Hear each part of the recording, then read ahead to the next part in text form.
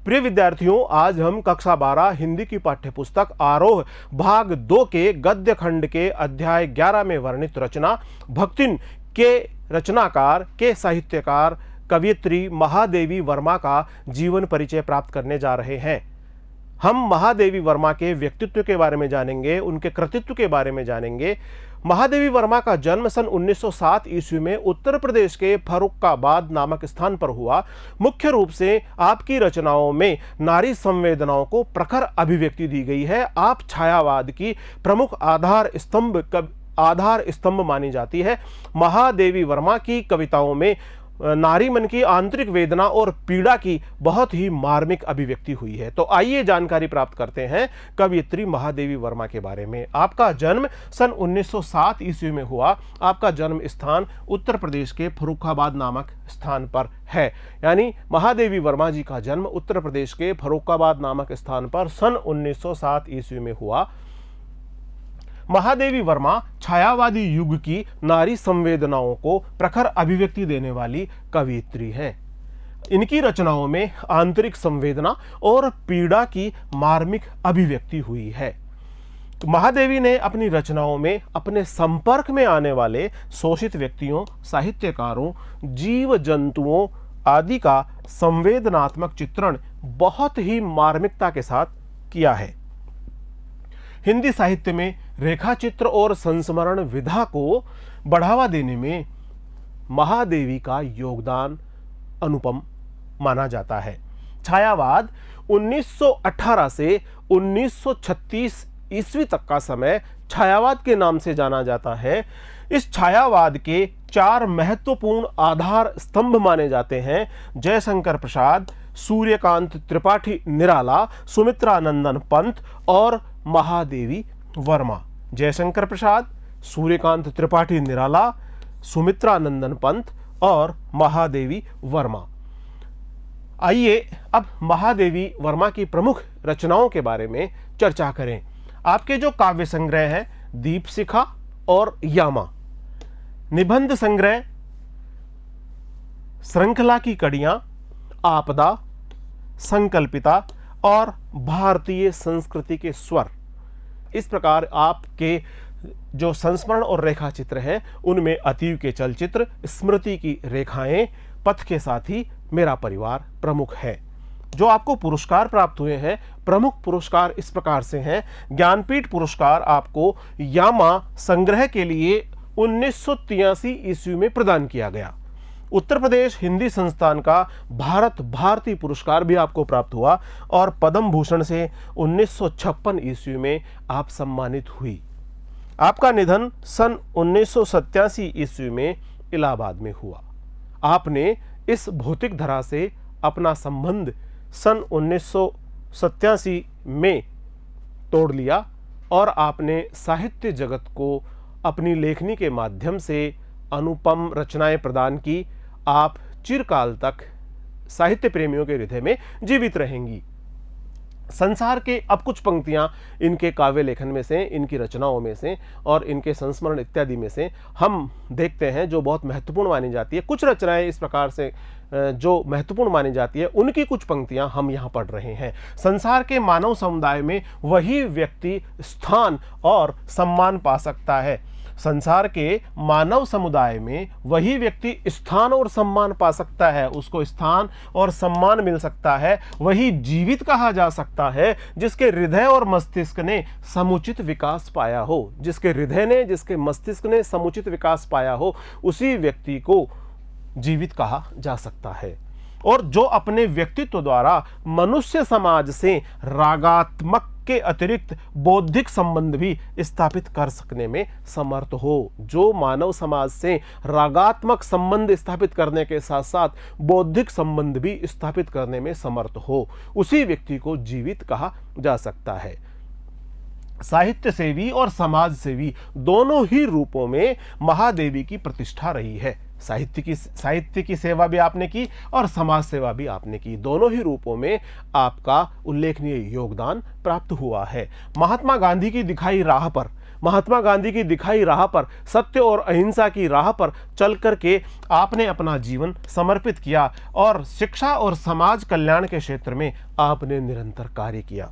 नारी सम्मान में शिक्षा प्रसार के उद्देश्य से उन्होंने प्रयाग महिला विद्यापीठ की स्थापना की।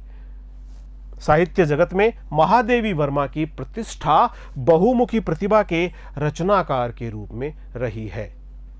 अगर कविता के क्षेत्र में वे छायावाद के 4 स्तंभों में एक मानी जाती है, 3 स्तंभ और है पंत, सुमित्रानंदन पंत, प्रसाद, जयशंकर प्रसाद और सूर्यकांत त्रिपाठी निराला और महादेवी वर्मा। इस प्रकार छायावाद के ये 4 महत्वपूर्ण स्तंभ माने जाते हैं।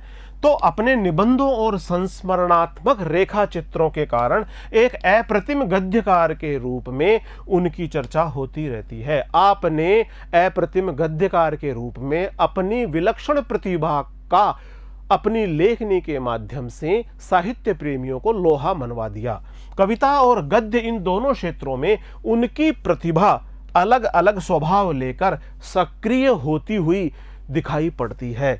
कविताओं में वे अपनी आंतरिक वेदना को, अपने दर्द को, अपनी पीड़ा को व्यक्त करती हुई इस लोक से परे किसी और सत्ता की ओर अभिमुख दिखाई पड़ती है। तो अपने गद्य में उनका गहरा सामाजिक सरोकार स्थान पाता है। गद्य लेखन में महादेवी वर्मा ने सामाजिक सरोकारों से संबंधित अपने उत्तरदायित्व का बखूबी निर्वहन किया है। उनकी श्रृंखला की कड़ियां 1942 ईस्वी में उस समय की अद्वितीय रचना है जो हिंदी में स्त्री विमर्श की भव्य प्रस्तावना है। स्त्री मन में स्त्री की जो अनुभूतियां हैं, स्त्री का जो विरह और स्त्री का जो दर्द है, स्त्री की जो पीड़ाएं हैं, उसका सूक्ष्म मार्मिक चित्रण आपकी लेखनी के माध्यम से व्यक्त हुआ है। उनके संस्मरणात्मक रेखाचित्र अपने आसपास के ऐसे चरित्रों और प्रसंगों को लेकर लिखे गए हैं जिनकी साधारणता हमारा ध्यान नहीं खींच पाती है। उन प्रसंगों और चरित्रों को एक आम व्यक्ति केवल साधारण दृष्टि से ही देखता है, लेकिन लेखिका की इतनी सुदृढ़ और विशिष्ट दृष्टि से उन सब चीजों को देखा।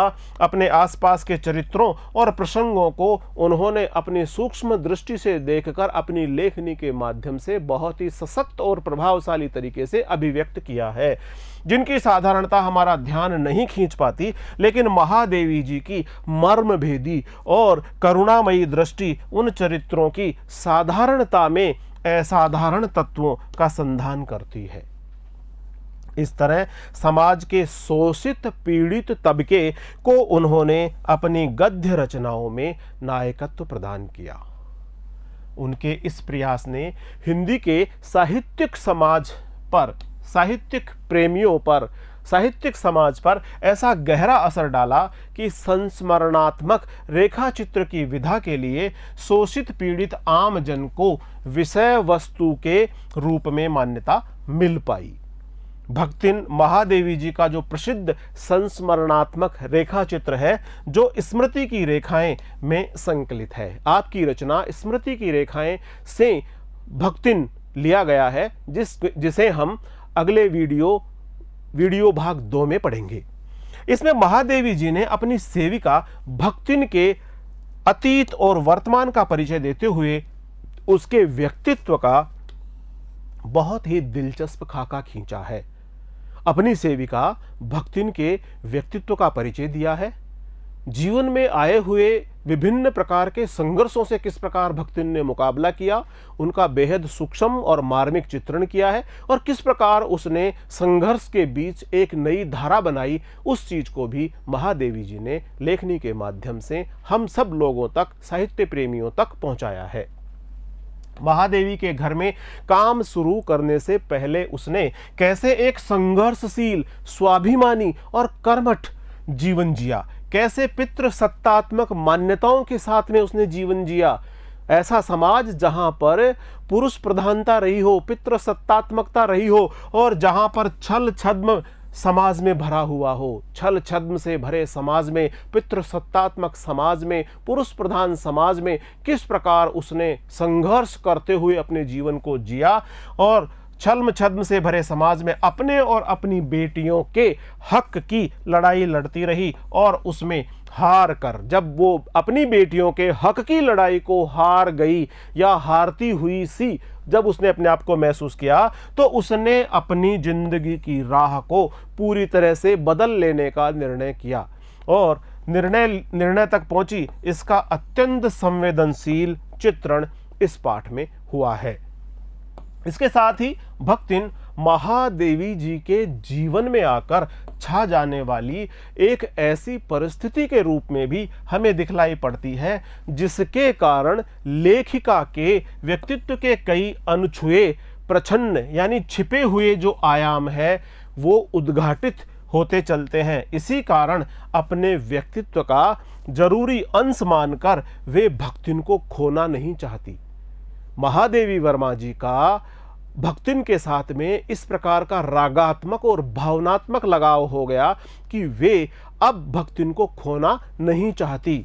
समग्रतः इस पाठ को परिस्थितिवश अक्खड़ बनी पर महादेवी के प्रति अनमोल आत्मीयता से भरी भक्तिन के बहाने स्त्री अस्मिता की संघर्षपूर्ण आवाज के रूप में भी पढ़ा जाना चाहिए। प्रिय विद्यार्थियों, हमने आज महादेवी वर्मा के व्यक्तित्व के बारे में जाना, इनके कृतित्व के बारे में जाना। अगले वीडियो में हम कवित्री महादेवी वर्मा जी की रचना भक्तिन, जिसका शीर्षक है भक्तिन, लेकर आपके समक्ष शीघ्र ही उपस्थित होंगे। तब तक नमस्कार।